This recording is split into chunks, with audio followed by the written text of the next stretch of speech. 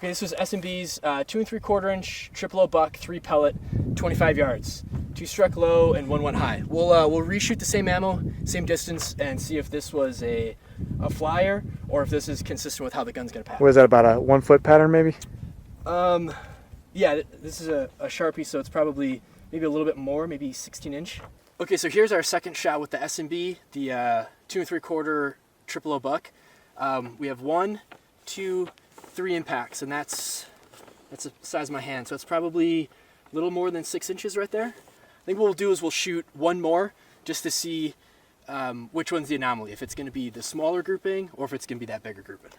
Okay, so this was shot number 3. We have 1 impact, 2 impact, and the 3rd impact. So those strung vertically, I would say that's maybe 8 inch from top to bottom. So I think maybe that first round that we fired, that top ball was maybe a little bit of an anomaly, but it looks like what's happening is 2 balls are hitting low and 1 ball is hitting high. So we'll switch over to, I think we're gonna be shooting the Winchester Federal double O buck now. Okay, so now we're gonna shoot Winchester Super X 410 gauge. It's a 3 inch, 5 pellets of triple O buck. So we have 2 more pellets than the S&B, and it's 3 inches opposed to 2 3/4. So we'll see what the difference is here at 25 yards.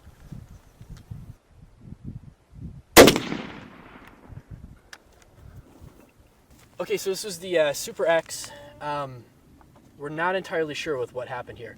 We definitely have 3 impacts from the buck. We have 1, 2, 3, and we also have these 2 kind of disc shapes, and then we have the wad stuck in the shoulder up here.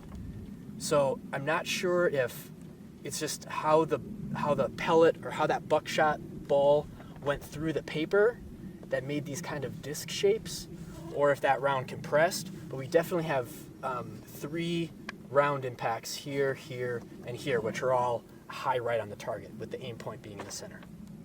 Okay, this was our second shot with the Super X, the 3 inch triple O buck, 5 pellet.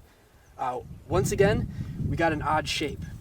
This one here, it almost looks like it's going through oblong, like a disc shape, more like the Winchester, like the PDX defense discs that they make for the Taurus Judge.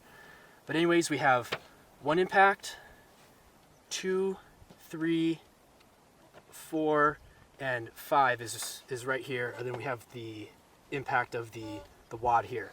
So all in all, that's probably maybe a 12 inch, maybe I guess a little bit smaller, maybe a 10 inch group, 25 yards with the Super X triple aught buck in 3 inch. Okay, so now we're going to switch over to rifled slugs. This one is Winchester Super X. It's 3 inch, 1/4 ounce projectile. Let's see what this one does. Once again, 25 yards.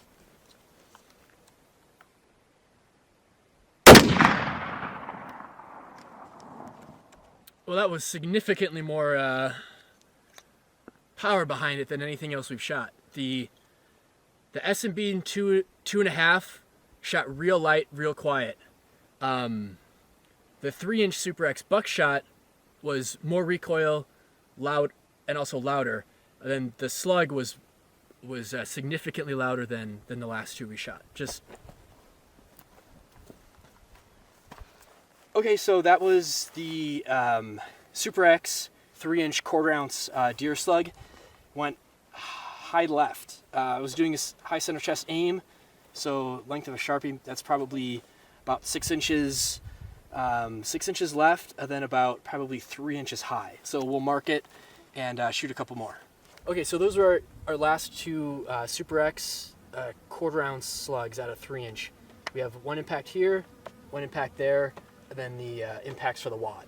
So that's significantly better. It's maybe 2 inches high and maybe 2 inches outside. The center, the aim point was right here. So that's good to go right there. Okay, so we're gonna shoot the 2 3/4, the S&B, the 3 pellets, triple aught buck.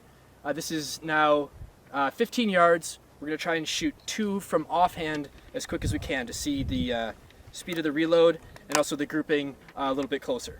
So we'll start high ready position with hammer down with the selector on the 410 barrel, and we'll go off the buzzer. Shooters ready.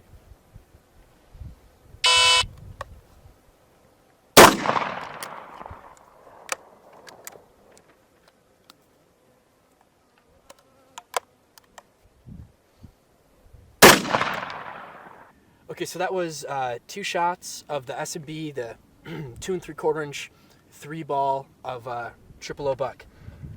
Shot timer didn't work, so we'll work on that and try to get that for the next shot. That was offhand. The 6 balls went, we have 1, 2, 3, 4, 5, and we have 1 flyer that went up in the chin.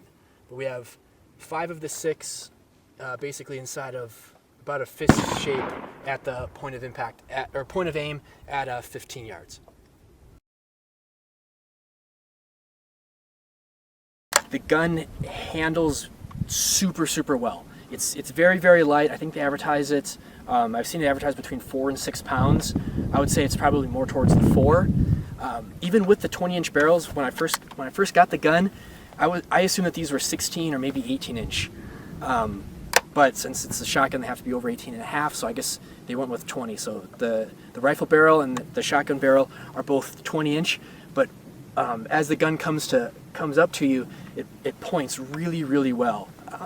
I could definitely see being able to take birds, waterfowl with it, with the shot shell barrel, and then the 22 barrel for smaller or for more distant stationary type targets. The other pro of it is it's got a pretty decent trigger on it. It's got a real nice recoil pad. We're only talking about a 22 and a 410. Shooting this thing all afternoon, it is not even the least bit sore. Even the heaviest slugs and even the heaviest, the 3-inch 5-pellet triple-aught buck, it was barely even noticeable. On the 22 stuff, it was basically 0 recoil, especially with the real soft, the 60 grain, the Aguila, the subsonic stuff. It was real quiet shooting out of the 20-inch barrel, and it was, like I said, it was basically 0 recoil. I guess another positive is it comes set up with sling swivels. The forend has this kind of texture. You can kind of hold it in different spots. It feels good.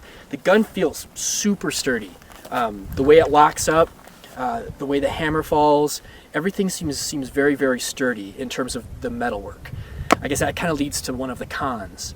Kind of the biggest con that we noticed through the course of the day is these polymer sights. If you get a real close look at this front polymer sight that acts also as a barrel band, it's actually concentric, like a cone, where it's smaller towards the aft portion of the gun and it grows bigger towards the forward portion of the gun. That, along with having a tiny rear notch in this rear sight, it was very, very difficult to get the same sight picture every single time you score the trigger, or every single time you press the trigger. In a semi-automatic gun, once you get that natural point of aim, you can keep firing that gun in basically the same position. But what's happening with this is when you're breaking the gun apart to do the reload, you're having to get that natural point of aim. So you're getting a little bit of variation there. That little bit of variation, along with these sights, is what led to our targets looking a lot like this, especially this one here, where you're getting a lot of that vertical stringing. I'm not the best shooter in the world, but most of those trigger presses felt really, really good. I mean, you're not going to flinch with a 22 anyways, especially with one with a 3/4 inch thick recoil pad. So I kind of think that most of the vertical stringing and the big groups, even at 50 yards, is going to be attributed to the sighting system.